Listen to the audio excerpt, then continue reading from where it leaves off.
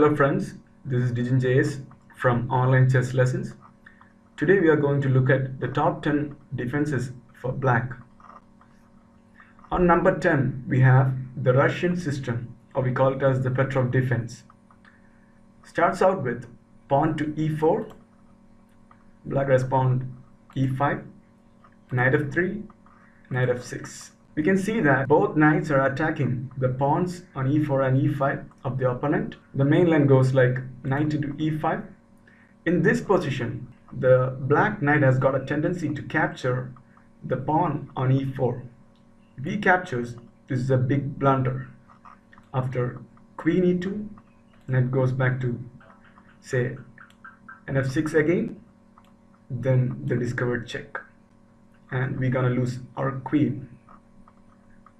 So, the best response from black after n into e5 is d3. The knight goes back to nf3 again. Then black knight is gonna capture the pawn on e4. Then queen comes to e2, queen e7, then d3, knight f6, queen captures queen, bishop captures queen, bishop e2, castling. This Petrov defense is a drawish line actually if both players play correctly. Not much attacking chances for black. On number 9 we have the Dutch defense. It starts out with pawn to d4, then plays f5. This is a very interesting move from black. Black actually trying to protect the square, preventing e4 push from the white side, and the main line goes like knight c3, pawn e6, supporting the pawn on f5, then g3 from white, trying to bring this bishop into this long diagonal, then nf6, getting more control over these two squares. So overall this is a good defense for black. This has been played by most of the top level players. The world champion Magnus Carlsen plays this defense very often. So it's a very good defense for black. Next we have the Caro-Kann defense. Starts out with e4 and black responds c6. Then after d4, trying to control the center by the white pieces, then comes d5, attacking the center from black. If white tries to hold the center, then he may play knight c3. Then black can simply capture the pawn on e4, knight recaptures, then bishop f5, knight g3 attacking the bishop, then bishop g6. When we look at the black's position, black's light square bishop is well placed and he's attacking this pawn on c2, and we can always attack this pawn on d4 by this e5 push, and this is gonna be a good defense for black. On number 6 we have the French defense. Starts out with e4, black's gonna respond e6, then after d4, d5, attacking the center. White may play e5, then we're gonna play c5, attacking the center pawn. Then if white captures, we're gonna capture with bishop. Then we analyze the position.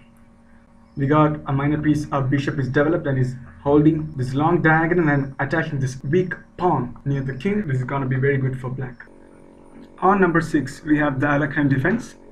Starts out with pawn to e4, black's gonna play knight f6. You can see now right away black piece is attacking the e4 pawn. The main line starts out with pushing the pawn again to e5, chasing the knight. It's gonna play in d5, then d4 from white. From here black can simply push the pawn, attacking the center piece, this pass pawn, and we can see another pawn push, c4 from white, attacking the knight again. The knight's gonna play and b6, then f4 from white. Look at the position, we can see that white's pieces are controlling the center of the board. But it's not easy for white to play in this position, because after g5, white has to respond brilliantly in this position. Because if he takes, you're gonna capture the e5 pawn, captures again. Now b6. These three isolated pawns are very difficult for white to hold on, and this is a great advantage for black. On number 5, we have the King's Indian defense. Starts out with pawn to d4, nf6, c4, then g6. After nc3, bishop g7, bishop f4, castling. This setup is what we call as the King's Indian defense. Throughout the game, black is going to respond to white's moves and white's plans. It's a passive sort of opening, and it's very difficult for white to find any sort of advantage in this opening. Black will be later on trying to attack through the king side. White will be trying to attack through the queen side. White has to know a lot of lines to play to get any sort of advantage in this position if black plays correctly in this defense. Next we're gonna see the revanche defense. Starts out with e4, g6, d4, and c5. You can see that black is giving up a pawn to get the center from white. If white decides to capture the pawn, you can simply bring our queen to a5 check. We can see bd2, then we can recapture the pawn. In this position, white may play some development moves like bishop d3 or nf3, or you can see even nc3. And in this position, black can bring his bishop to this long diagonal here, controlling this long diagonal, and white may play bishop e2, then we can develop our knight, nf6, then nf3, castling, castling. This is a good setup for black and white pieces as well. We are going to attack the center with this d5 move in the next move, and we're going to completely destroy your center and counterplay later on in the game.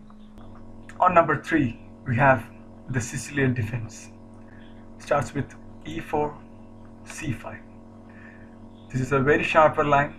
There are a lot of theories and complications behind this defense.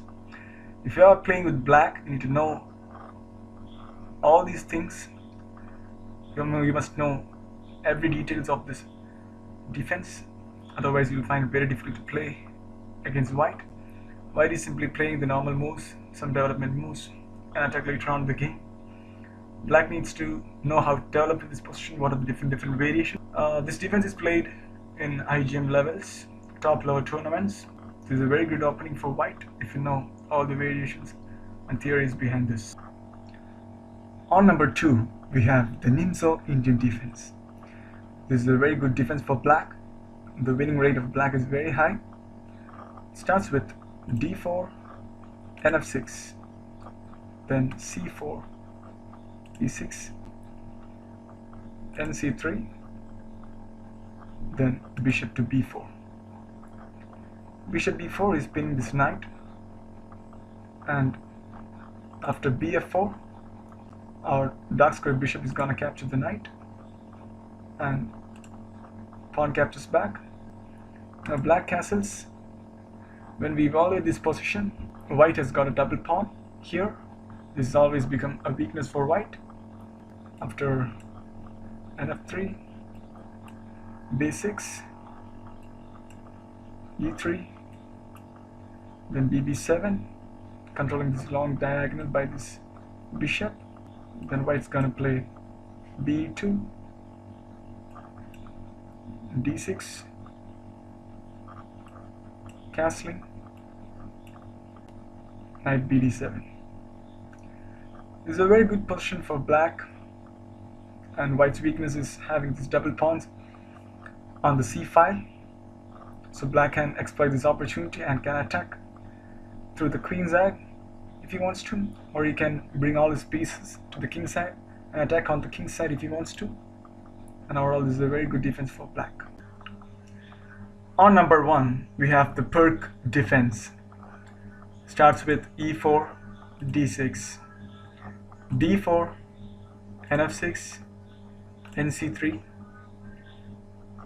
supporting this pawn which is attacked by this knight. Then comes g6, then f4, which is the principal move from white, then bg7, trying to control this long diagonal, then nf3 from white, and black castles. This is a very solid position for black. Black is not trying to attack the center early on in the game. He is trying to make a solid position, safety for his king, and after that trying to attack the center. White may simply gonna develop his bishop to say d3, then knight to bd7, then black square bishop to e3. Then light square bishop is a major issue in this position. Then we can simply open up a small diagonal for our bishop. Bishop's gonna come to b2, then control this long diagonal and have an attack later on in this game. Overall, this is a very good defense for black. This perk defense is played by top level players in top level tournaments, grandmasters. They all prefer this perk defense because of this high winning rate. I'll be doing a video regarding the variations that can be played in the perk defense.